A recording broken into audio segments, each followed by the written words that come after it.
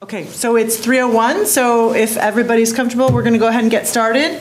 I'm just going to introduce myself, and if we can do a quick go around the room. We are here to discuss the Brattleboro Microtransit service being no longer being continued as of June 13th, and this is a public meeting for any questions and answers to be held. And I am Christine Howe. I am the general manager of the MOOver, Southeast Vermont Transit. I'm going to be running the presentation, and I'll go around and let everybody in the room, and then we have at least one person on Zoom that we'll let introduce. Great, thank you. I'm Wendy Harrison. I'm one of your state senators. I live in Brattleboro, and I was on the MOOver board for 7 or 8 years. And thank you all for being here. Thank you, Senator. Ross McDonald. I'm the Public Transit Program Manager at VTrans, and I'm just here to watch the conversation and learn to hear more. Thank you. Where do you want to start? How about we start with Jen in the back? Okay. I'm Jen Stromston. I'm Director of Programs at the Brattleboro Development Credit Corporation, and as you'll hear in this, we were part of sort of launching this pilot, doing the research for it, and working with specific clients, but also general trainings to help employers and folks kind of know how to access it. I'm Colin Bratton. I work for the Wyndham Regional Commission, mostly doing transportation stuff. So I'm just kind of in the loop about what's been going on both locally and with the state. How about up here? I'm Mary Claire. I'm the petition starter. You are, yes. Yeah. Thank you very much. I'm glad to see you all here. Your turn. I'm Yolanda Cross, and I'm a writer of the micromover. Elizabeth Kroll. I'm a retired teacher and a user of the MOOver, an enthusiastic user. Afternoon, my name is Tara O'Brien. I was on the Human Services Committee that gave you money to do the startup. I also was a user for a few months and also happened to work at the library, and we'd like to recommend it to patrons, but we had some challenges with the technology. The gentleman up front? My name is Micah Ranquist. I've been a public transportation user my whole life, but ever since I've been here, since 2010, I've been using all the different bus system things, and this is the first glimmer of hope of big change, and then now it's gone away. And online? Randy Shoemaker, CEO of Southeast Vermont Transit.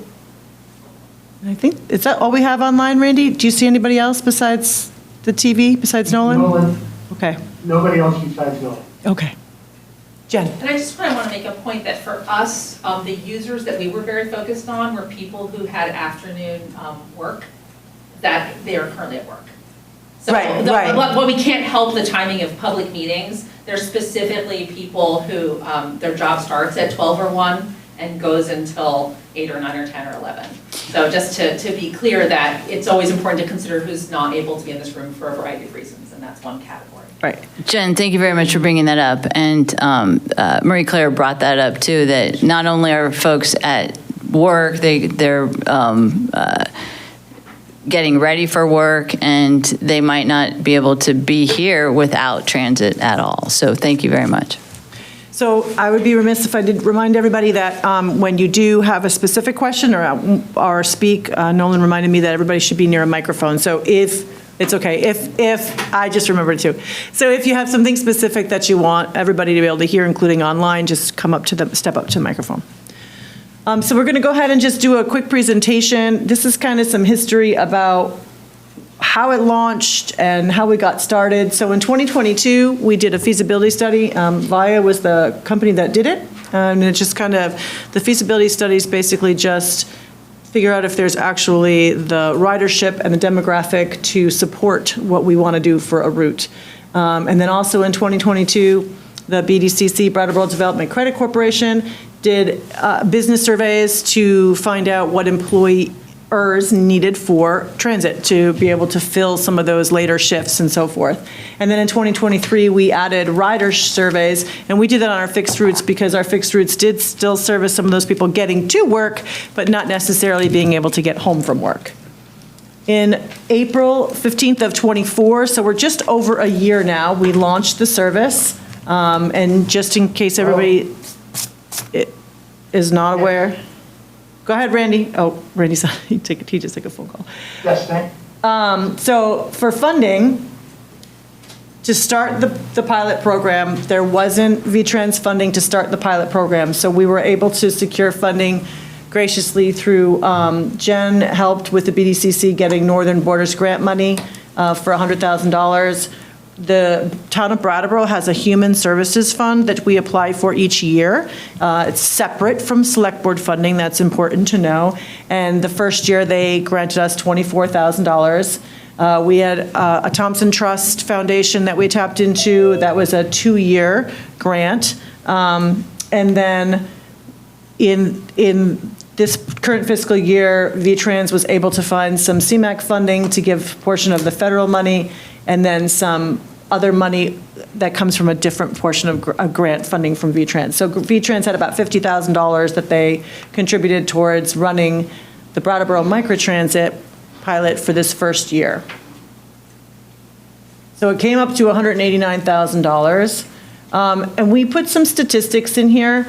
This just shows you the performance and where the trips go, the purpose people use them for. And as you can see, the majority of the trips are later in the week. We have a trend that Wednesday, Thursday, Friday are busier than the first half of the week. The majority of it is for employment.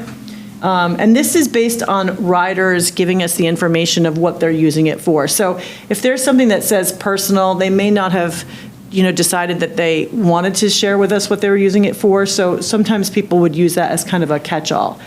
But you can see that our rides were really, really strong last summer.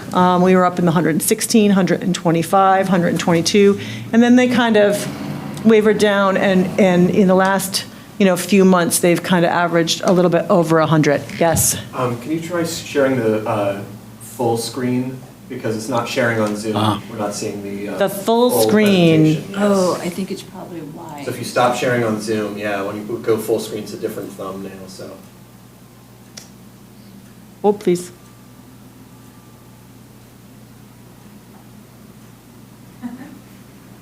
Sorry. Like that? Captions. Yes, That'll work? let me go check. Okay.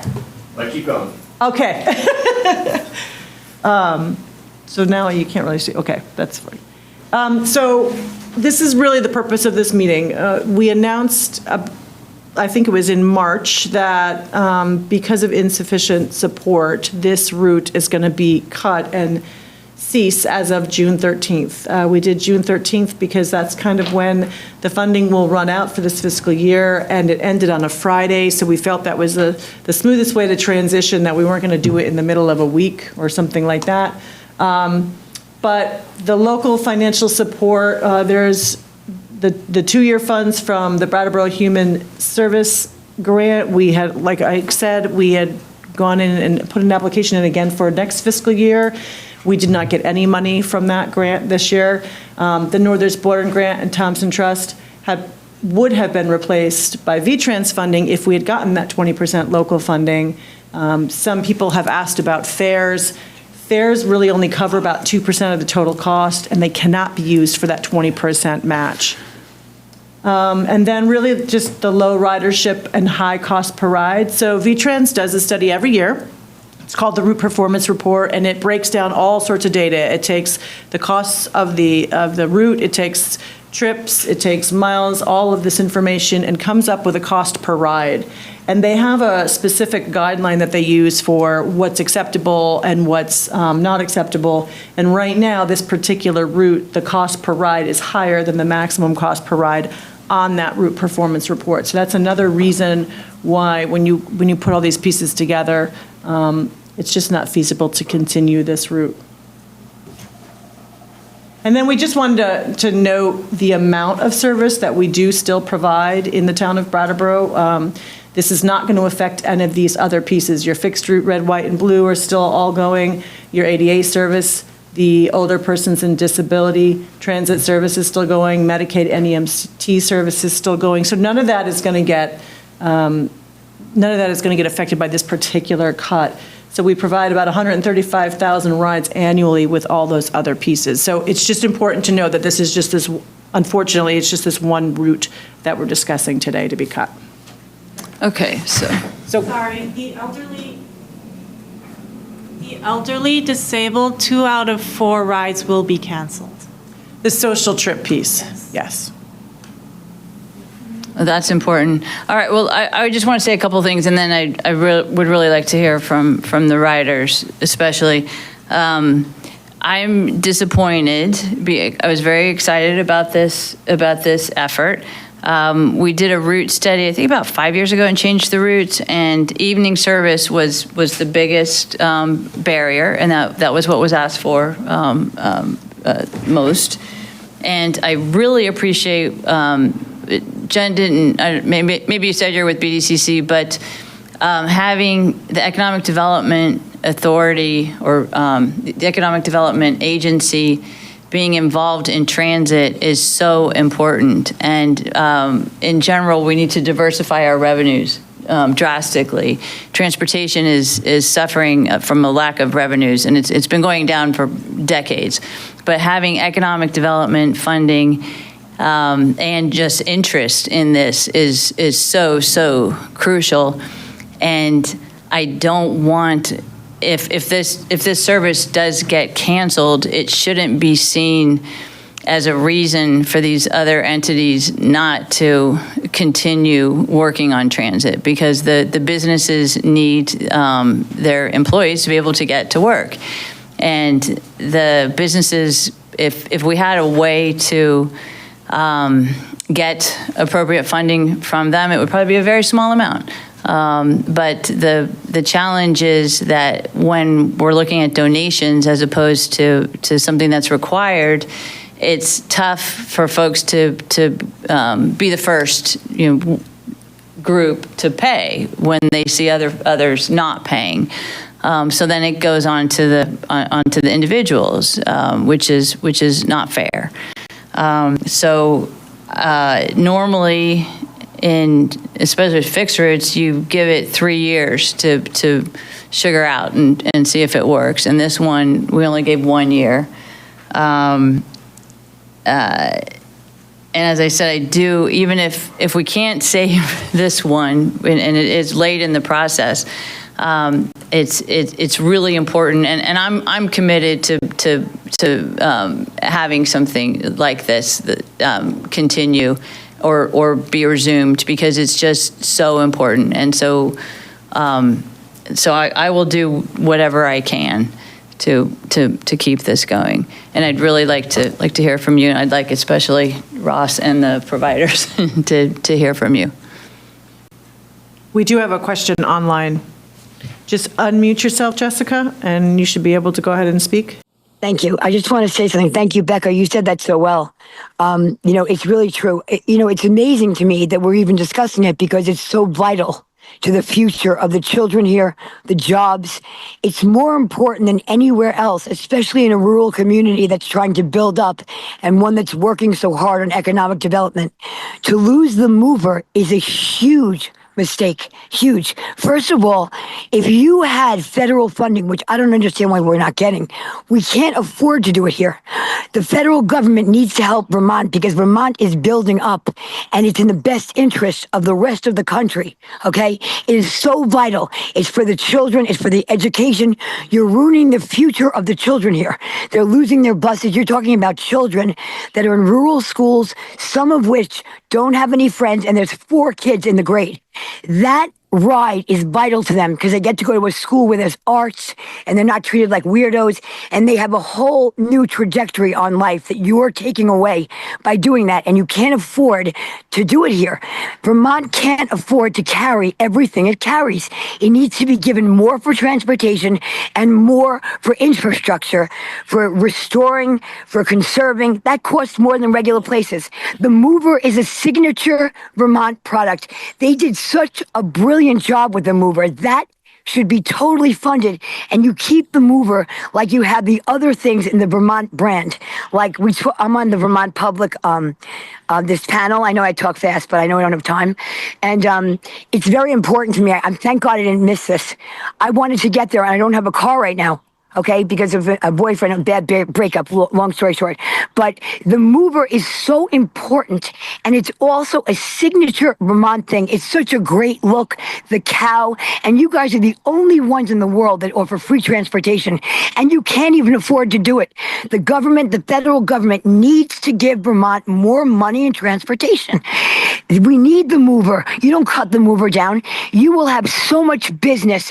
People will be buying. I would go to Brattleboro every night to shows, to meetings, but I can't. There's no ride home because the MOOver can't afford to fund itself. It's a brilliant idea. They should be honored, and they should be kept here like a staple. They need money, and transportation is a lot more than transportation, everybody. I didn't know that, Becca, by the way. I know you guys know that. But it's a lot more than transportation. It's a major part of public safety. You need transportation. It's one of the main things you have to invest in. Thank you so much. Thank you. And Jessica, just to be clear, it's only this one service, the evening service, that's the micro-moo. No, I know that, but they don't get enough funding. Thank you. Okay, I agree with you there. Yes. Good afternoon. My name is Mary Claire Rose. I cannot drive due to disability.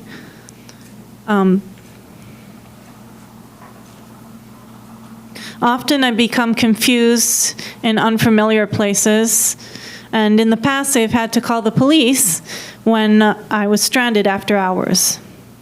But ever since the micro-moo, I've been able to accept nighttime jobs and keep my independence.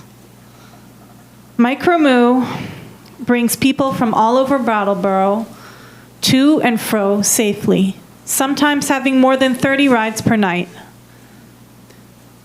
To name a few businesses: The Retreat, Brattleboro Memorial Hospital, Ramunto's, Burger King, Wendy's, Families First, The Latches, SIT International Students, and more. Without the micro-moo, we will be stranded, miss work, and businesses will lose customers. Thank you for your time. Thank you. And Marie Claire, do you want to speak to the petition that you have? And do you want to share that with? I also have created a petition called Keep the Micro-moo, which is on change.org/keep-the-micro-moo. And I have here several Brattleboro signatures with me. There's no count, but they're all from the city of Brattleboro. There are in total 389 signatures. Thank you for your time. Thank you. Thank you. Yes. Yes, are you able to stand up and use the microphone, or do you want, okay. I don't know where it is. It's yep. No, everyone jump. Just listen. And you're- Probably right here where this woman was standing, because Yes, I know yes. how to pay attention. Yes. Okay, so my name is Micah Ranquist. I'm a local business owner. I'm a blind resident. As I understand, this decision is already made for this to just be gone. However, was it Wendy's point of being all about making this, something like this continue or happen again or whatever in the future, I'll be heard. To the online person's point, Jessica, I think was her name, about children, some people might know the name Ray Ranquist as of late. That would be my kid, who has been in select board meetings and, really trying to participate, representing the young people in the community, she has the opportunity to use something like MicroMoo, as any other teenager might, to be able to independently do some of these public service kinds of things, like what she's doing. And with it being cut, there is less of an opportunity for the young people to be able to do it independently. And independence is important. I get that as a blind person. I've never been able to drive. It is undignifying to have like a whole life of having to ask for help. The MicroMoo made that, a little less some of the time. For me in particular, I'm an independent business owner. I'm doing pretty well. I can afford to pay for the Uber that's now in town to drive me back and forth, to be able to see clients in the evening as opposed to only during the day when the bus runs. But, not everyone can do that. So I feel like it's important to, even though I have alternatives, not everyone does, it's important to consider for those running the MOOver and for local legislators and whatnot, select board people, whoever might be hearing this at some point,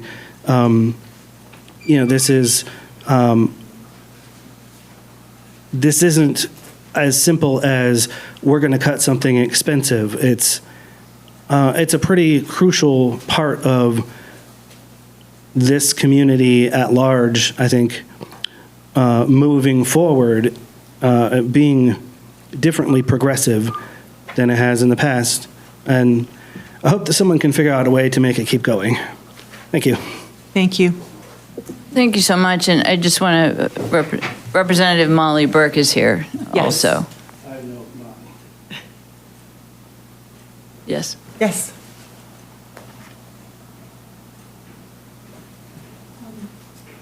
My name's Elizabeth Kroll, and I'm a resident of Brattleboro. I really appreciate your being here and having this meeting.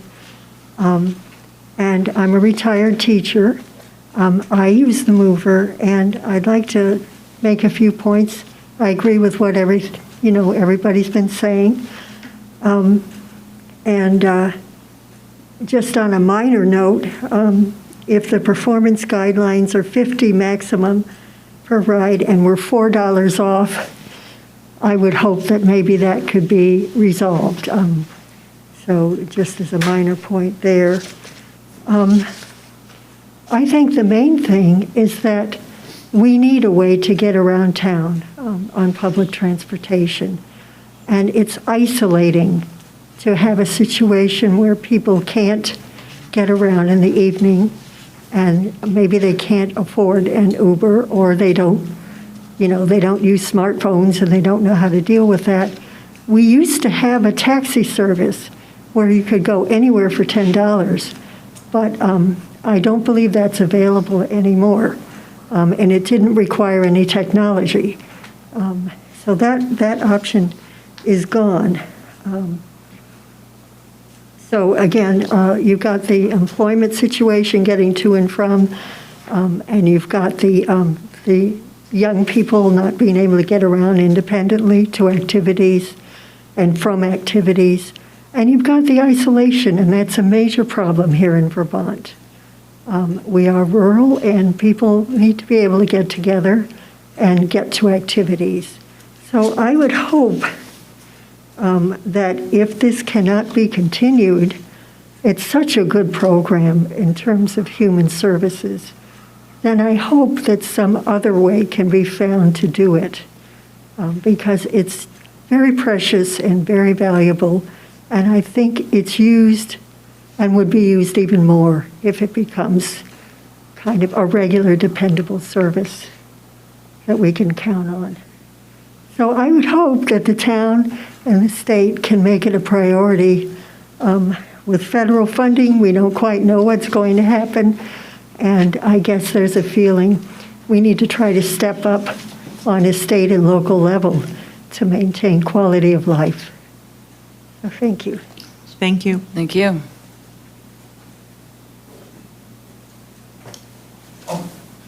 I just have a question. which is looking at the graph of rides per day and cost per ride of the Brattleboro service versus the other comparable services in different cities around Vermont.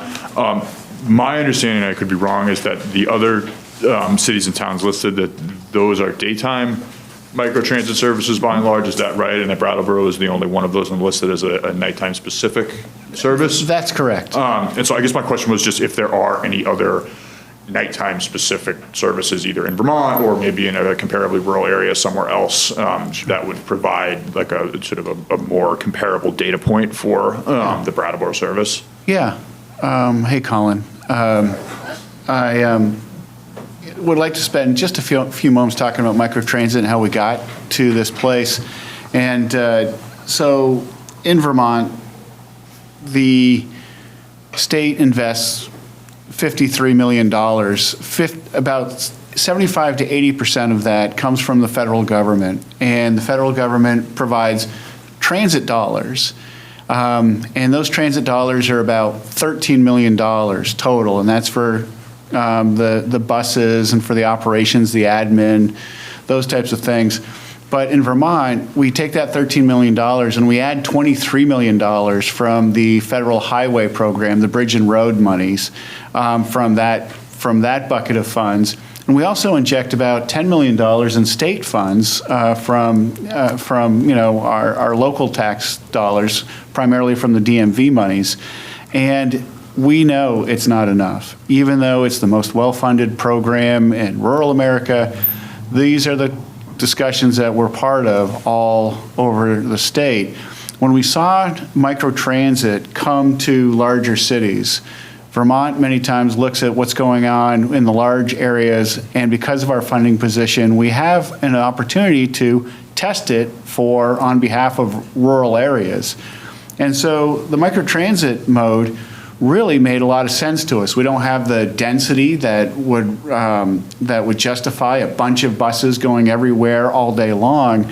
And we thought that this one would be more convenient. You wouldn't have to get to the bus stop. We can get closer to where you are and get you closer to where you want to go, rather than hope that we were planning where you probably want to go and where you probably are now. So when we did those feasibility studies in 2022, we asked the providers, and SCVT is one of 7 providers, can you work with us and identify 2 communities you would like to study microtransit in? And Brattleboro certainly was one of them. So we did these 14 studies and said, okay, well, let's try some pilots. And this is when we had COVID money and costs were about half of what they are now.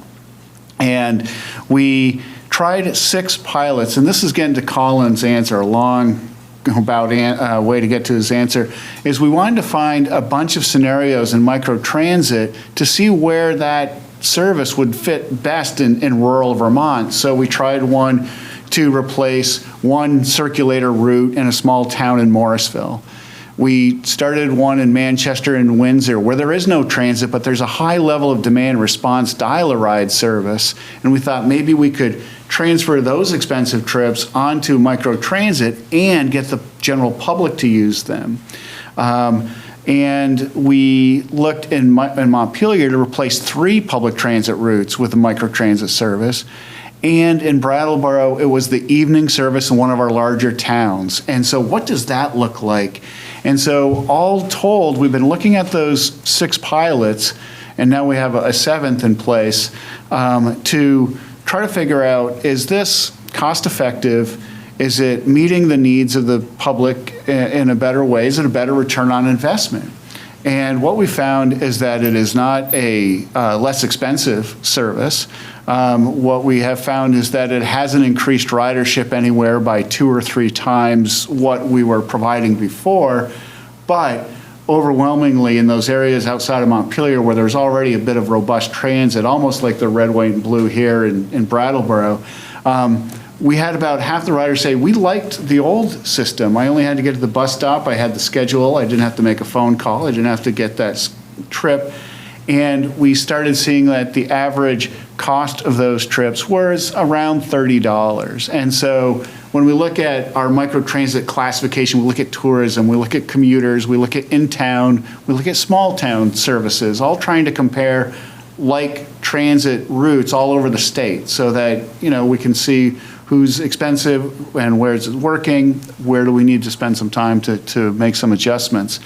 And so that's how we got to this place. And after, when I'm thinking about what Mike had said, which is, hey, we started this program, it was really useful for a lot of folks, and now it's going away. I think what happened was that we pulled the trigger to start the service without sustainable funding in place. And when we had that discussion, that was the big concern, is are we going to be able to show enough value to the community to step in and to take those one-time funds and make them ongoing funds? And what more would you need from the federal monies that we grant out? And when we looked at the numbers, we just didn't see a way forward. And that's why when Senator Harrison says, well, if there's another time in the future, we expect to have opportunities in the future. What we are dealing with in the current is trying to get to this post-COVID number. Commuter routes are up 105%, and dial-a-ride is up 105% pre-COVID. The budget before COVID hit was $36 million, and I just mentioned it's 53 now. You can imagine state agencies with programs that need 40% more funding. It's difficult to continue to invest in new services. So this year, when we worked with GMT in the urban area and they made their $1.5 million in cuts, a lot of it was evenings and weekends and summer hours. When we talk about where we need other services, evenings and weekends are what we hear about, especially in the larger towns where we have transit service. But when we looked at those cuts and what we spent last year, I had asked the providers, and looking at that route performance report, hey, Northeast Kingdom and Central Vermont and Southeast Vermont, are there areas like with your new starts that aren't performing very well, or are there underperforming aspects of some of your better performing routes that we can adjust downward to get to this number so that this budget committee at VTrans and our transit committees in the legislature, of which Senator Harrison sits on, Senator. And Representative Representative Molly Burke, who I know, was that we can come back to the table and say, okay, we've made reductions and adjustments on commuter routes. We're trying to find ways to bend the cost curve down on dial-a-ride. We've canceled some pilots that weren't performing very well. Here's the new normal, and where can we build from that? And so that's really where we are, sitting up there in Barrie, trying to figure out how to make the best use of our transit dollars. And I just wanted to mention, this isn't the first meeting, that we've been to this year. We've made several cuts around the state. It's the worst part of the program for sure. And we don't take these lightly. We have not made cuts based on budget pressures in my 18 years at the state. And being in this situation reminds us why we need to avoid potentially starting up services that we cannot sustain. Okay, so let me just, a couple of things. Can we go back to the why is the program being cut? Because we are, actually, let's go back even to the one before that shows the trend and how the service was most used in the summer, which we're about to be in. And this is actually a big turnout for a small town, and lots of these folks represent other institutions, so they represent others.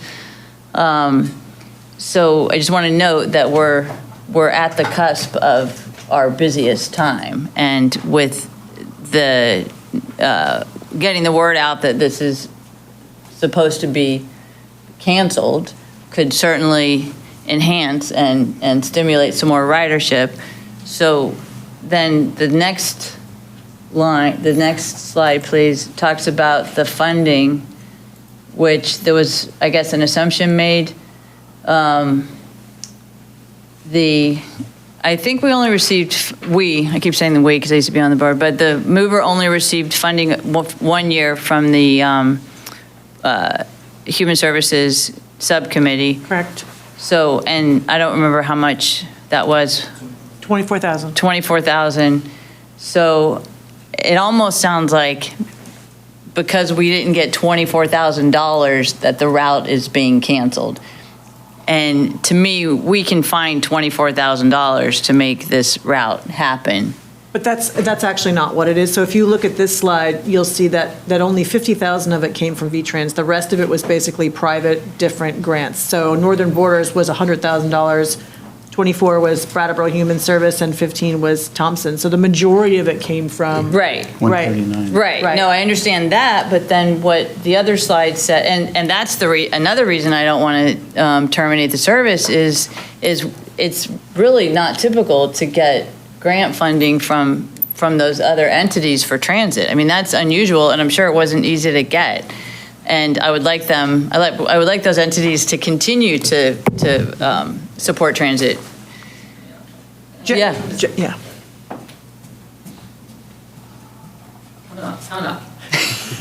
Jen Stromson from BDCC. I have notes, so I don't ramble.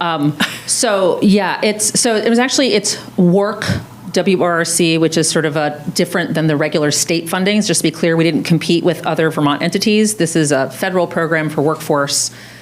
So those are Northern Borders dollars. No, we can't get those again, and it's a one-time thing. And it's workforce dollars, right? That's what they're really meant to support. What are the gaps that make it hard for people to get to jobs and training? I don't want to relitigate what can happen right now or what not. And so, Randy and I had Randy Shoemaker.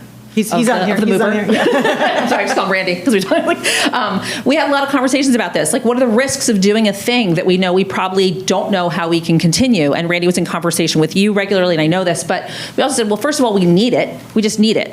And so, and second of all, we need to test how helpful this is. What does this do for people? How does this work? Is this feasible at all?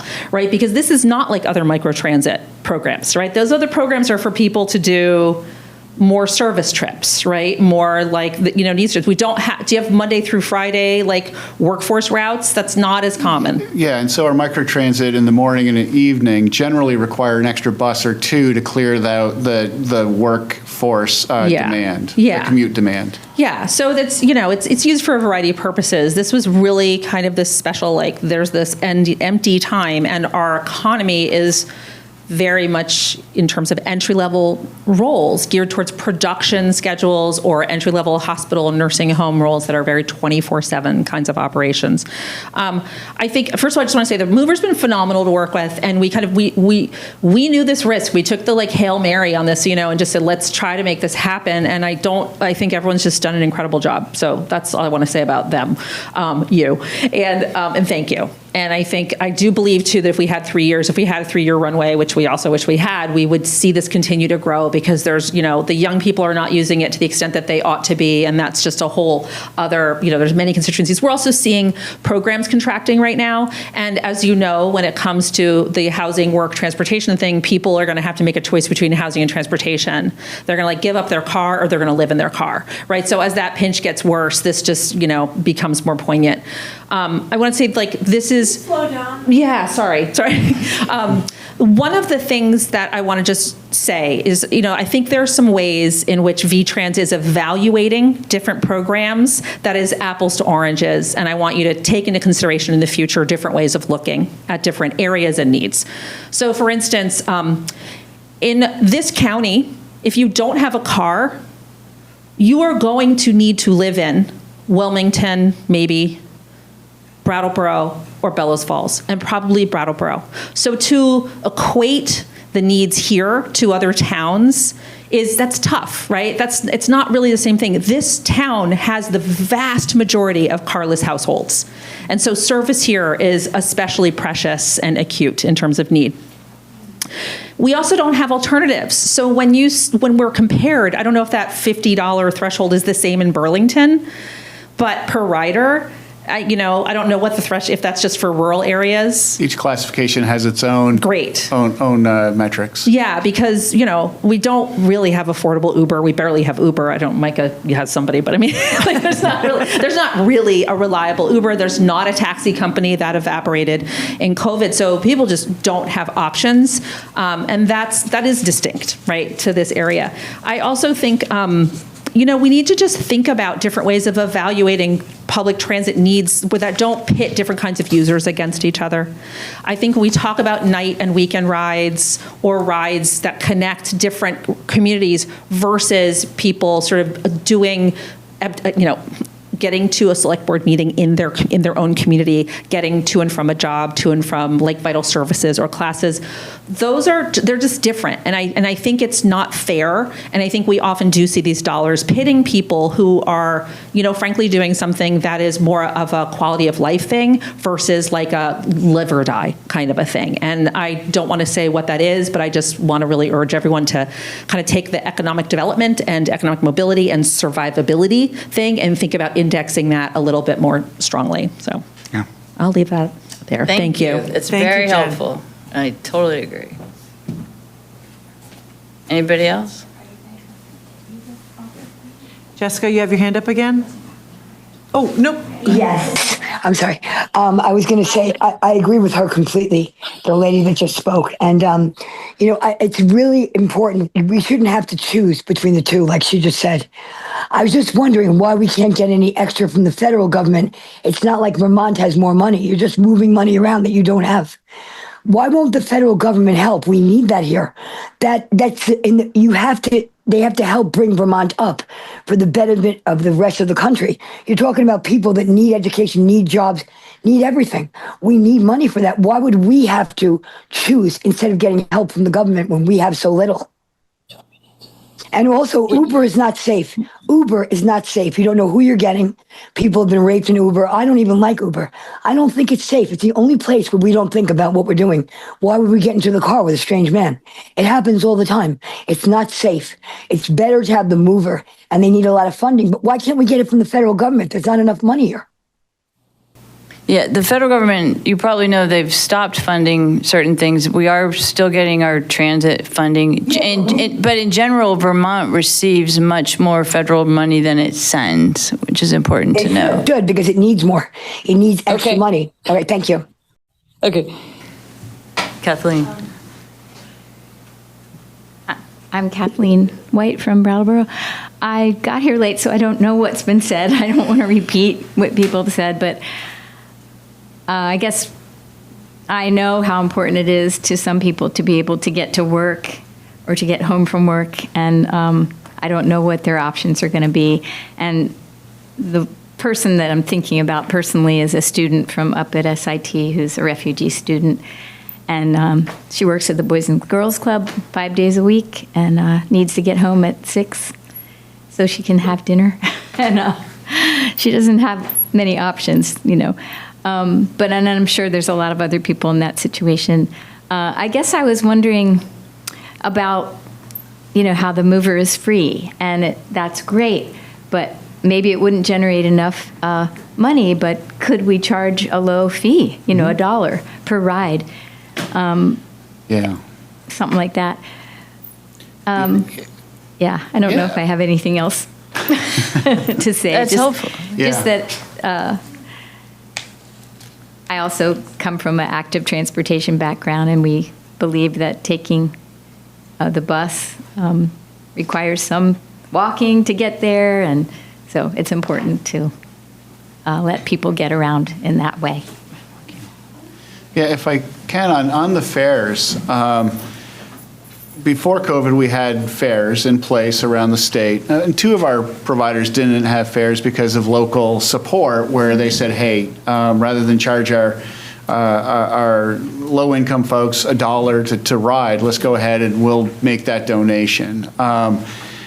Also, the cost of handling the money and the fare boxes, and now we need fare boxes that read credit cards and debit cards and those types of things. It's a little pricey when you consider that before COVID, outside of Burlington, we received about $500,000 total funds in fare box revenue, and that comes from $250,000 of those $500,000 can be used to offset the federal dollars, and $250,000 can be used to offset the local dollars. When we talk about 112 routes around the state, we were looking at a fare box recovery of like, how much does this pay for? Between 3% and 6% for most routes.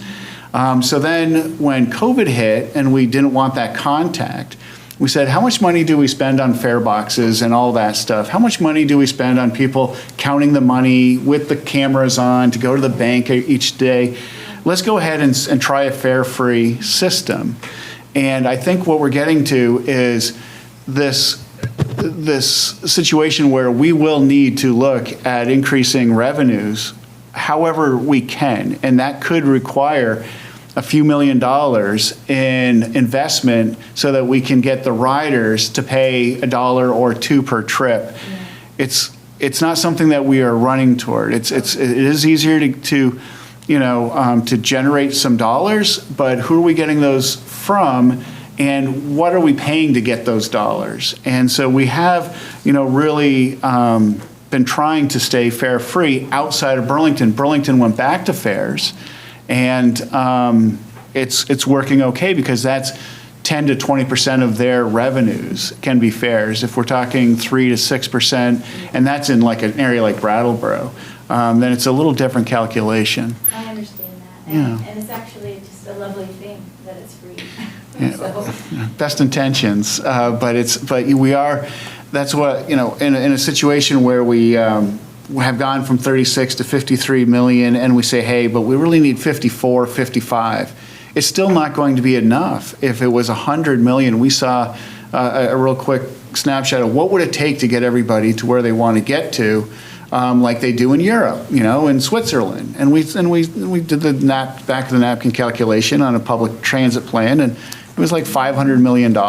And that means everybody has to move into areas that are walkable to a train station, all that. It's just not feasible at this point without, land use changes being really, changed as well. So again, in federal, where's the federal money? We get 13 million, and then we take other people's federal money, the federal highway program, to keep adding on transit service because we know how important it is, but it's just not enough. That's for sure. And we are looking at other revenue sources. Tara, did you have something? I just had a question, Tara O'Brien. When you realized that the funding was not going to be available for this service, did you have any campaigns to increase ridership? And also, did you have any campaigns to increase education on how to use the app? I myself, as a user, had challenges up the yin-yang. I could not use it. I could not use it because it rejected my username that I signed up with. And I'm not the only one. Some of my colleagues also had challenges with the app. So I was really curious if there have been targeted campaigns for increasing ridership and also on education. So in the education piece, I will speak to the fact that I did multiple trainings, both in person, and we did one through Brattleboro Television to walk people through signing up both on the desktop version and on the app. And we did encourage people that if they had any issues to call directly in, because we have to be able to reset, say, a username and password. That involves getting in touch with the software company directly, and so we would need the people to call in, speak with somebody in dispatch. There's 2 managers there that have the ability to do that. And I know that on multiple occasions, there was somebody at the library, and was it you? Okay, you have your mask on, so I didn't recognize you, I'm sorry. I was going to offer to have a program to educate And so I remember speaking to you, I think at the safety meeting, and I said to you, please give me a call, and I'd be happy to come and do another, at the library, I think I offered to come and do more trainings, but I didn't hear from you. So we're more than willing to do more trainings, and we're more than willing to offer that help. As far as a campaign to increase ridership, we put it out there on our website. We do Facebook posts constantly. We're constantly in social media trying to increase. Rico is a very, very avid supporter. Obviously, word of mouth and so forth. So there's a lot of information out there, and we try to berate as much as we can. And I'm not you know, if you have other ideas, you know, let us know. But we did do a lot of campaigning on, mostly on social media, because that's where we get the most feedback from people, is where they see that.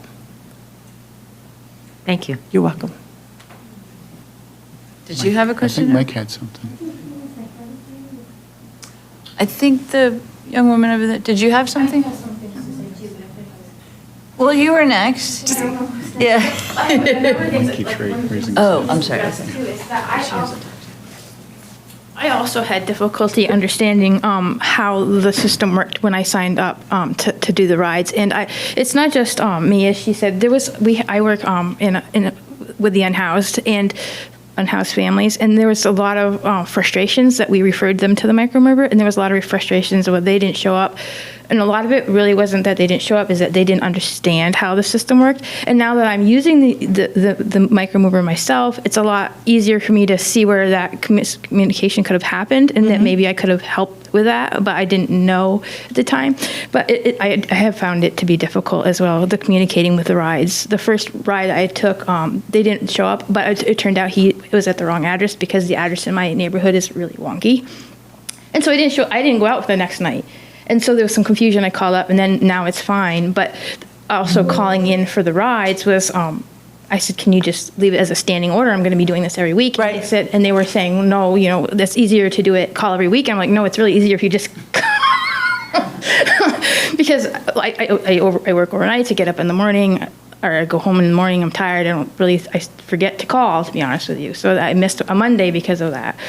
So there is some confusion over that, but I also wanted to mention that, like, there's other uses. Like, I know that we recommended for the Boys and Girls Club that you can get kids there. The school bus will take them but they have no way to get home. And we had residents that wanted to use that, but there was a lot of questions around that, and they got permission to send the children home on the bus, but they didn't, for whatever their reasons were, didn't make use of that, the parents. Okay. But that's something that could be pushed, or made known, that that's an option for families, that they could use that. And you'd be picking up a number of children at once if there was more than one child. Yeah, I've actually had some conversations directly with BOHS to help the counselors there help after-school students who are playing sports, who needed to get home, and walked her through everything, and she was able to help them, and those students were able to get rides home. So there's all sorts of different options. So we've reached out to the schools as well. Yeah, and with working with the unhoused, we have families that are using the bus, and right now they're looking at housing, and so they decide whether, it's already difficult to find housing, and now you've got to look at where am I going to live? Am I going to still be able to get to work? But you really need that housing, but you really need your job. I mean, it's like, how do you choose? That's not a position I'm in. I have housing, but I do still need transportation at night, and I'm able to take that mover at 11:15, and then in the morning I can take the regular bus when I get off my shift. But it's to get in at night, I'm going to be either walking, and I have neuropathy in my feet. It's not easy to be walking to work, or I'm going to be, I don't know, riding my bike, but it's 4 miles from my home. And then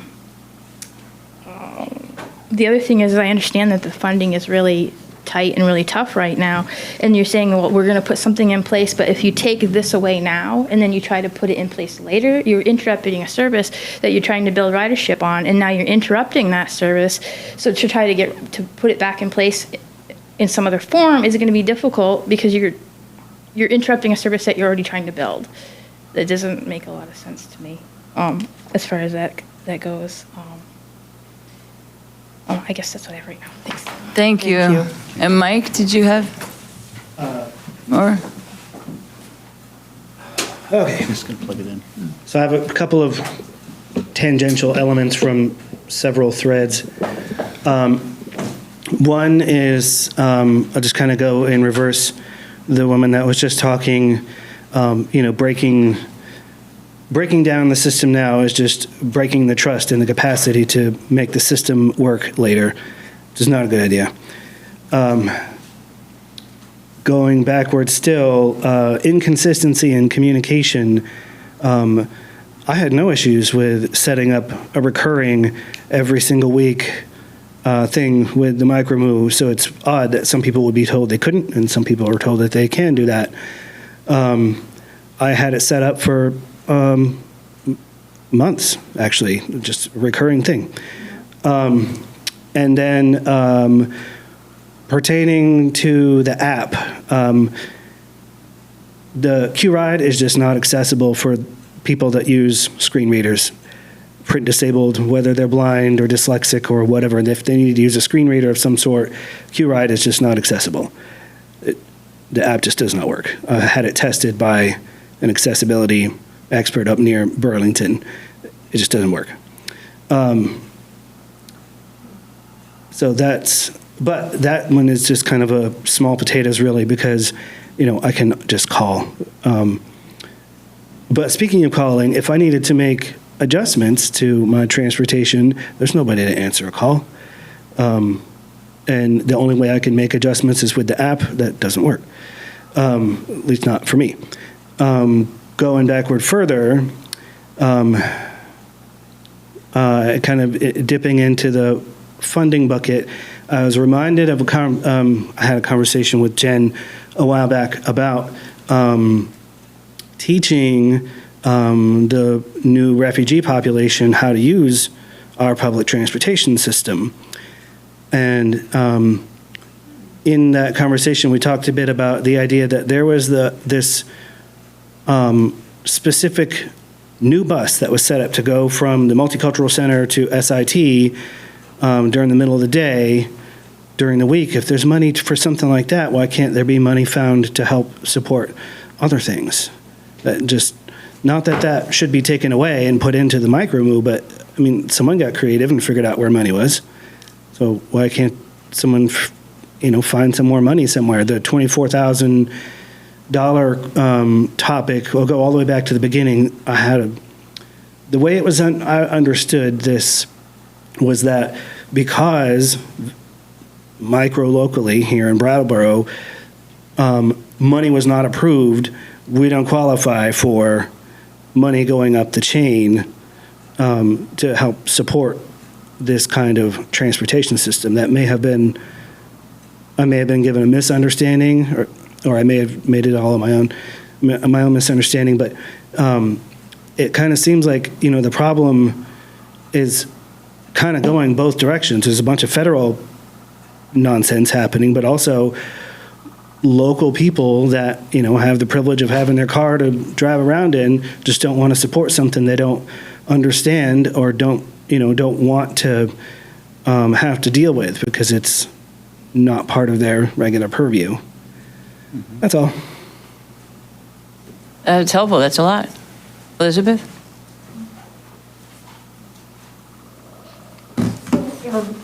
Could I ask clarification?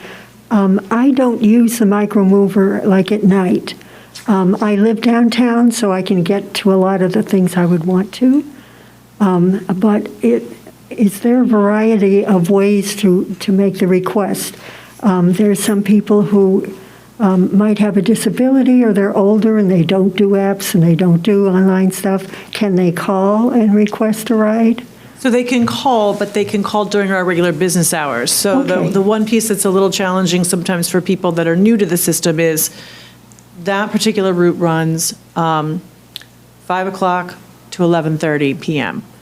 The phones at the dispatch center end right around 5 o'clock. So they call during the day or they call beginning of the week and set it up for a recurring trip, not a problem.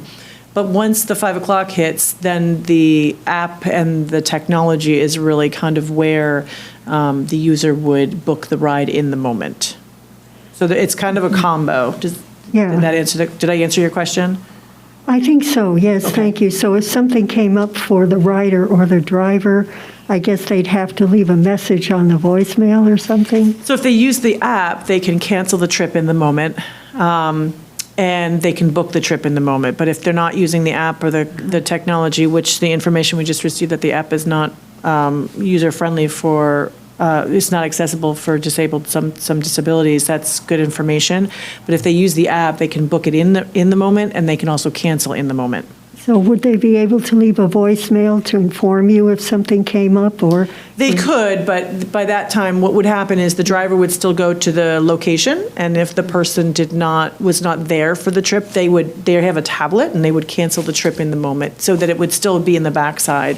so that the dispatch team in the morning would know that it was canceled, and then the driver would just move to their next requested trip. So maybe that's something to think about, because a number of elderly or other riders, it's good that they can order the trip, but it's always good to have a plan B for if somebody can't use the usual procedure, what do they do? What's plan B? Right.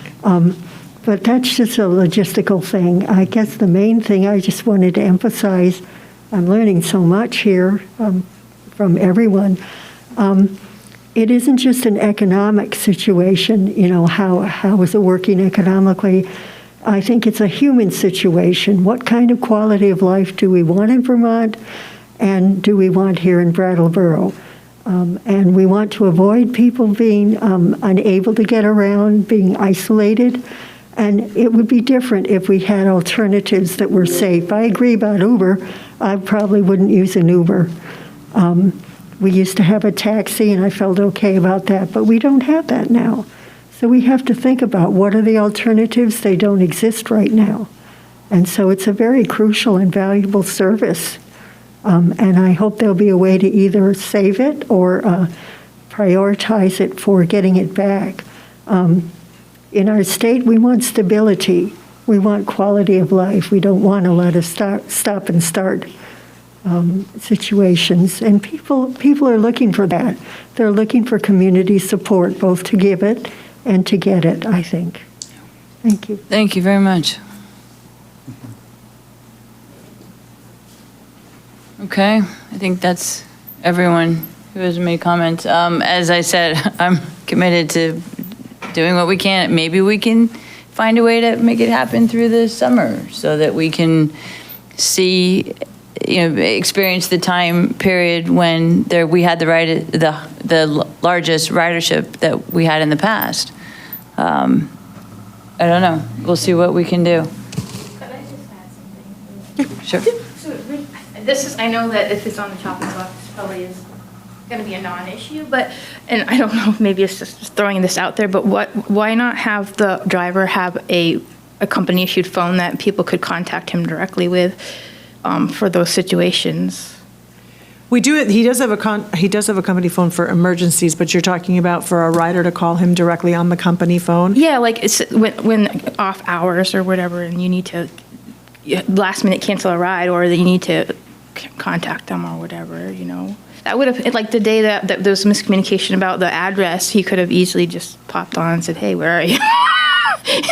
But understood. Yeah. I don't know how I don't know how that would work, but and this is just kind of a thought too, is that it's good to be able to, and understandable to be able to cancel or to plan a ride 24 hours ahead of time, but there's some people that may not need that, and they may need a ride quicker, and if he had access to that, he could give priority to those who have already pre-scheduled a ride, and then in that maybe the time that he has filling in that somebody needed a quick ride, they could call up and say, "Hey, you busy? Could you?" I don't know. It's just a thought. It's a good thought. It's absolutely a good thought. Yeah, it's just logistics, like she mentioned. It's logistics to think about for tweaking it and making it a little more user-friendly. Right. Yeah. Right, and then just safety for the driver, obviously. Right. Because you don't want them. Exactly. But there are systems where you can get messages to drivers, and there's also systems where there can be a second person on the bus, too, a volunteer maybe. But that's Or more staff people who, need to work till 11:30 while folks are there, right? And that's more money. Yeah. But again, this is the pilot, and this is the test, and these are the things we learn, which is it's really tough not to have office support when you're running buses out in the street with no communication to those vehicles.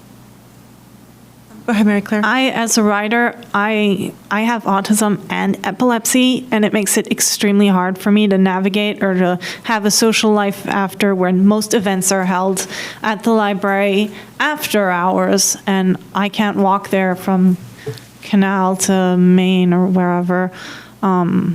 It's a long walk, and in the dark, it's confusing, and you're right, there are no Ubers, and there's nothing now. So I feel like I'm going to be isolated at home yet again, just like a hermit. And I also have problems with the Q-Ride app. I've tried signing in, and I created a new password, but each time I try and sign in now, they say there is a technical error. I need to call the company. I have done that, but then they tell me not to call them and to just call in for the rides. I've also had one time when the mover missed me when I was coming to the bus, but he missed me by 1 minute while I was going there, and I had to get a ride from someone else. I don't like doing that. It's like asking for favors. I don't like doing that. But it's going to be increasingly hard for me now to reschedule everything and have to stay home all the time. It's just really disappointing, if anything. Thank you. Thank you so much, and thanks for gathering the signatures. Yeah, Mike? Can I just offer a point of clarity? For everyone in the room, there are Uber drivers locally. I appreciate that not everyone may feel safe with that. You know, we all have our own experiences. But there are 2 of them that are pretty consistent. One of them drives from about 6 in the morning till about 9 at night. And the other one is fairly consistent on weekends. So they are there, they do exist. Not everyone has access to that kind of thing, but I've heard a couple times that there aren't Ubers or whatever, and there are, if that's something that you want to try, that exists here. Thank you. That's good to know. Yeah. You know, maybe one other thing to consider working with businesses is we do have a program called Go Vermont, and part of that is an employer outreach program where we meet with employers and talk with them about their HR needs, and we'll ask for a zip code analyses and see if there's people who would be willing to share the ride, and if the business would be willing to help with van pools or to incentivize car pools and those things. Because what we just mentioned is most states this size would have about a $14-15 million transit program. Ours is 53, and it's not enough. And so how do we fill in those transportation gaps, you know, without putting in infrastructure for fewer people, for fewer trips? And we are hoping that businesses can help us meet some of those demands. And we've had some successes, but it's very difficult to ask a business to help get their employees to and from work based on their schedule. But it is something that is available, and it's online. And we have people who do this all day long. And so if anybody would like to work with us, Jen? Yeah, I want to speak to that. Yeah, please. Jen Stromson. This is another way in which I think that programs are insensitive to this region and to rural regions, right? The size of our employers is not such that these programs work. We have tried. I actually ran the enterprise program, and we were the driver doing it for multiple employers because they were so small and had so few people, and that we were literally hiring the people to drive the van pool using the state program.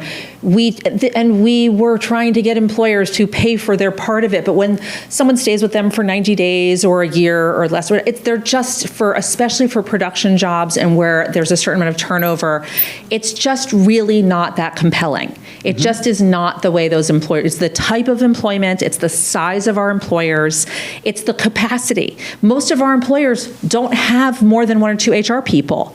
They don't have the staff to take on inventing a commuter program.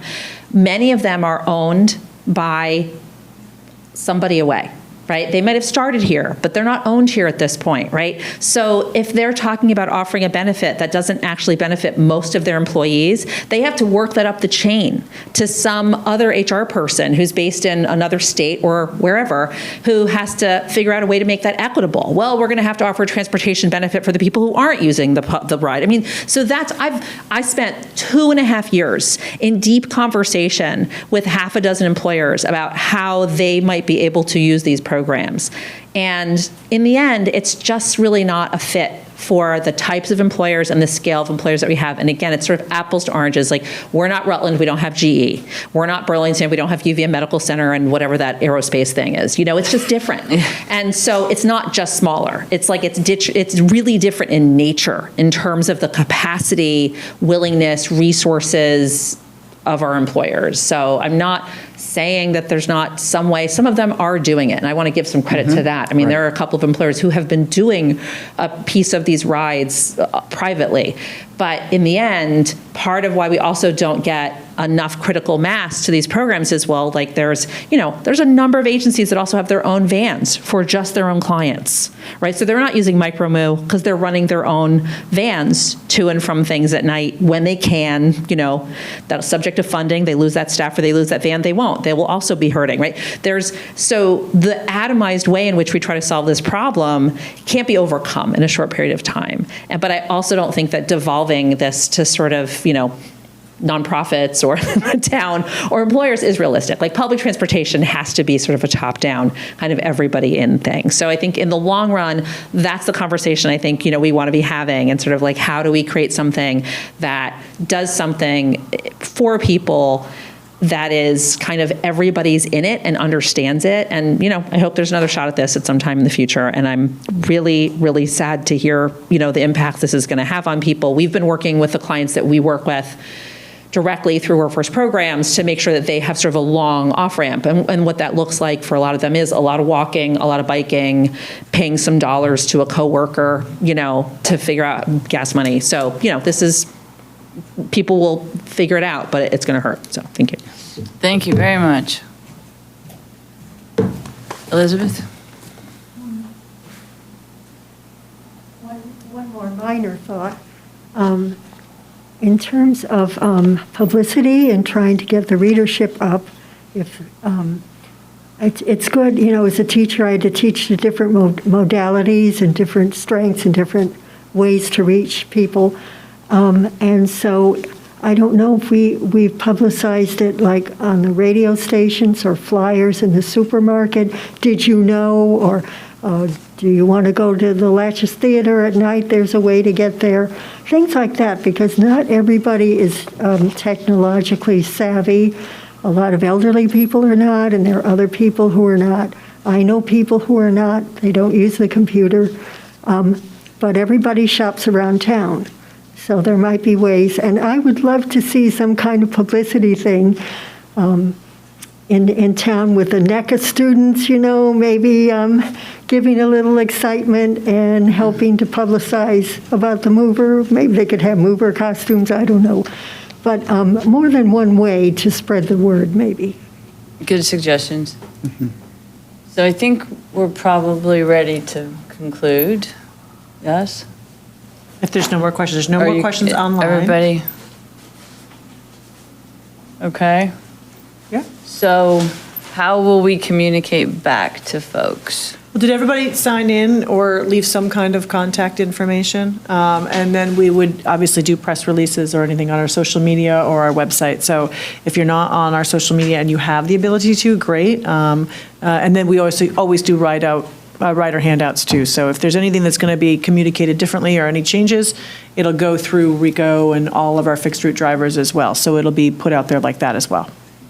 Okay, and the date right now that is planned, it's June something. June 13th is right now the last date of service. June 13th. It's a Friday, June 13th. So that's a month from today. Yep.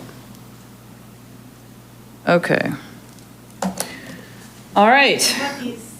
Yes, please. Yes. Yeah, we'd love to have this. Do you have a copy of them? Did you I have them online. Okay. All right, well, thank you, everyone. Yes, And thank you, Mary Claire. let's all Thank you. stay in touch. All right, so maybe, okay. So we are adjourned. Randy, did you have anything else you wanted to add? Or are you good? You good? Okay. All right. Thank you all for coming. Yeah, I would like a copy.